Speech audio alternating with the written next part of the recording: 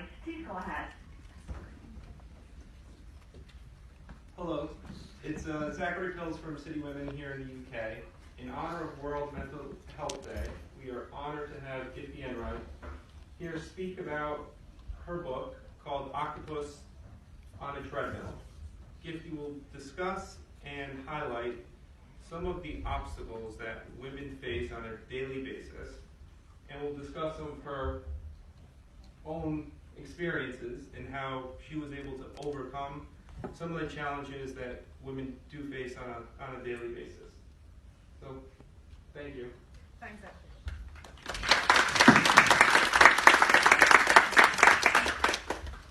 Thank you. Thanks for coming. I'm really privileged to have this opportunity as I go after my stress ball, which is just falling down here. To have this opportunity to meet all of you. This book,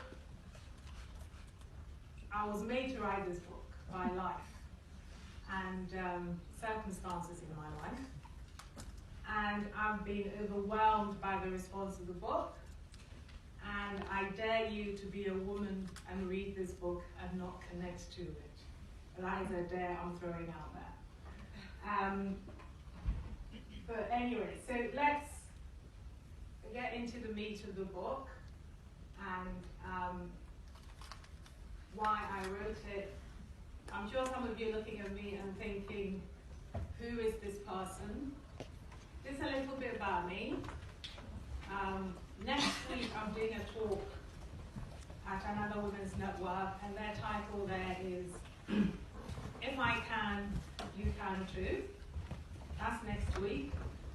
At the end of November I'm doing a TEDx Women talk, and the theme there is showing up.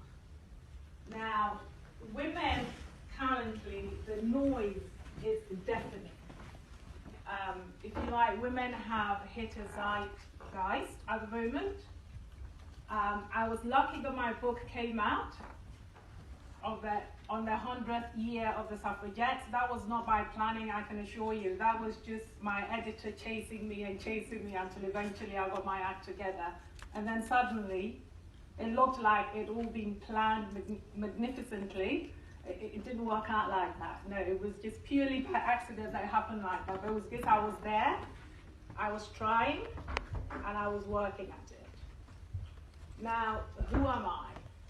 I was born in Africa, in Ghana originally. I came to this country when I was 20.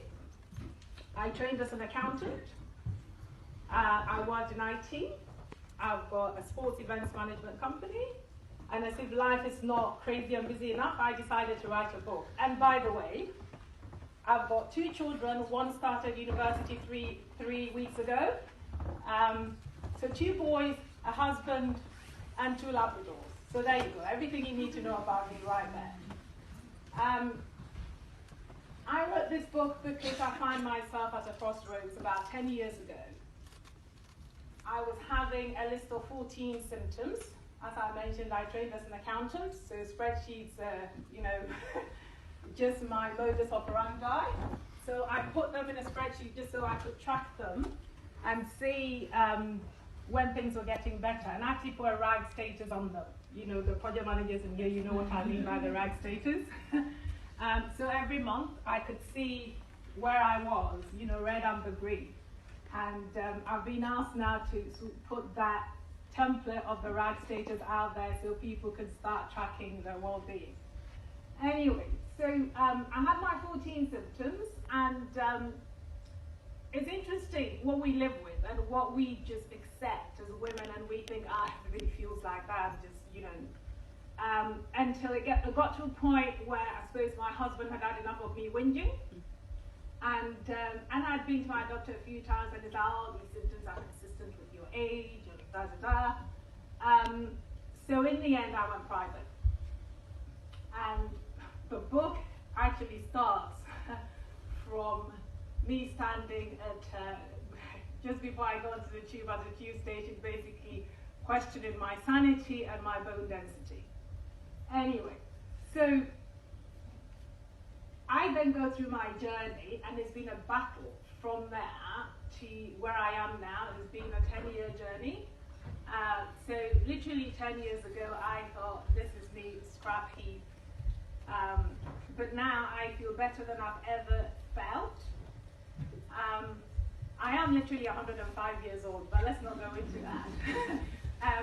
But you know, as I get older now, I know what to do. I know how to manage myself, and my life now is busier than it ever has been. Especially since the book came out, it's been actually crazy. But I cope better because I know what to do. I know how to manage myself. So let me talk about some of the lessons I learned. And the first thing I'm going to throw at you, you guys working in a bank will be familiar with figures and stats, etc. So, London School of